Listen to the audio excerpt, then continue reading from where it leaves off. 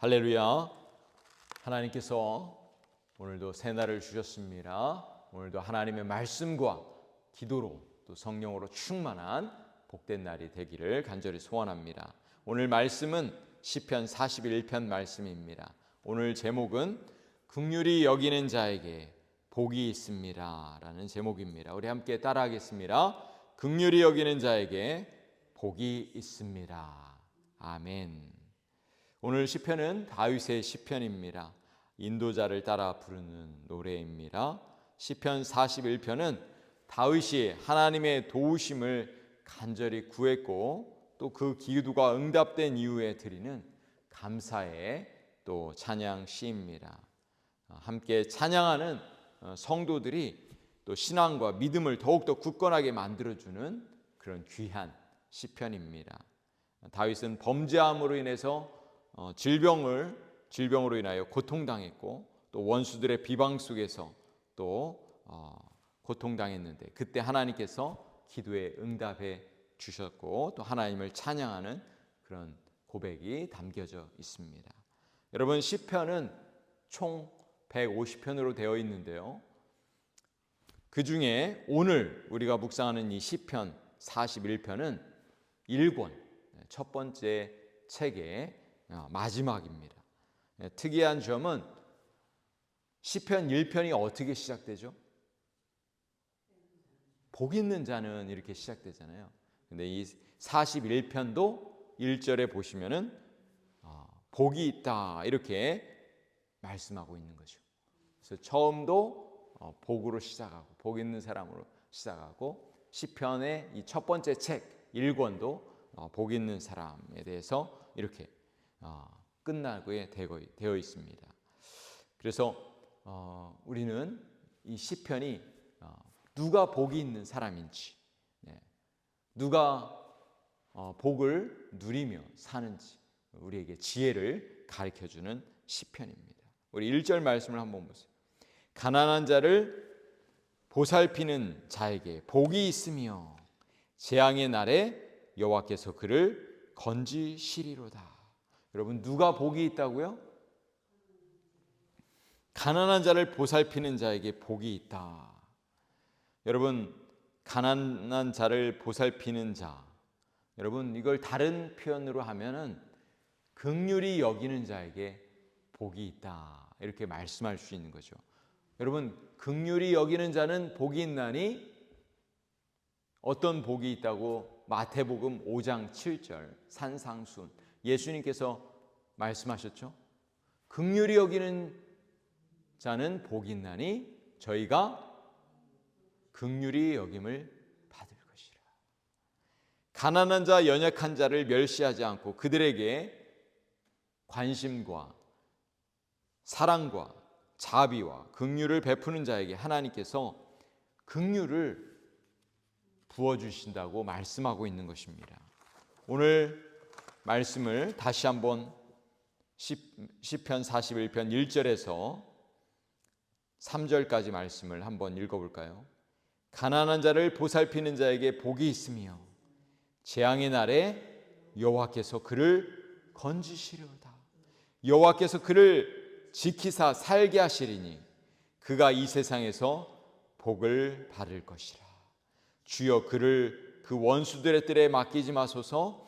여호와께서 그를 병상에서 붙드시고 그가 누워 있을 때마다 그의 병을 고쳐 주시나이다. 아멘. 아멘. 사랑하는 성도 여러분, 긍휼히 여기는 자가 복이 있습니다. 가난한 자를 돌보는 자에게 하나님은 은혜를 베푸십니다. 질병을 치유하십니다. 그 죄를 사하여 주시는 줄로 믿습니다.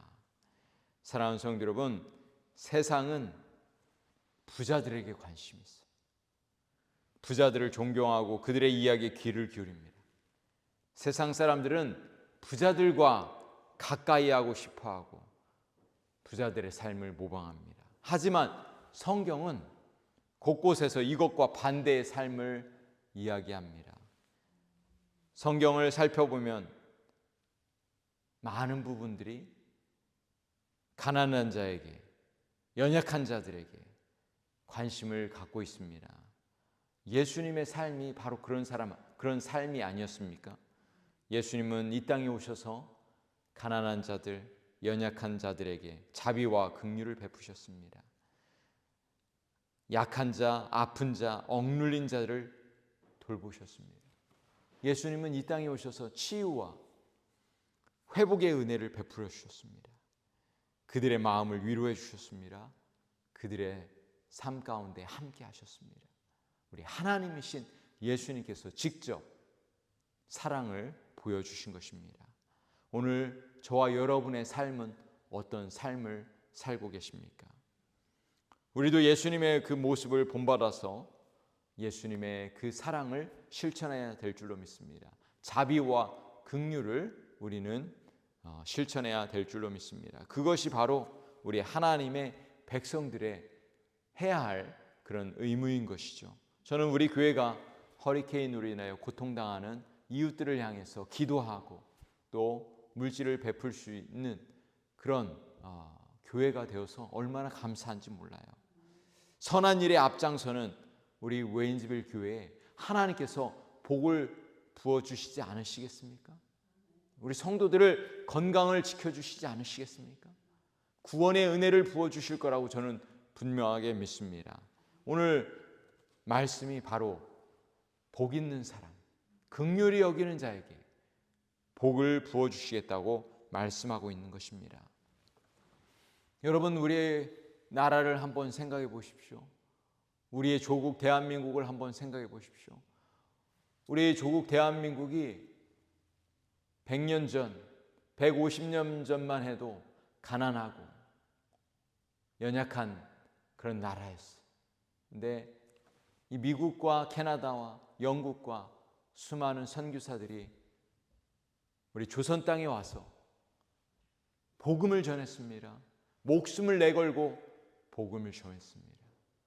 학교를 세워주고 병원을 세워주고 연약한 자들에게 자비와 긍휼을 부어주셨어요.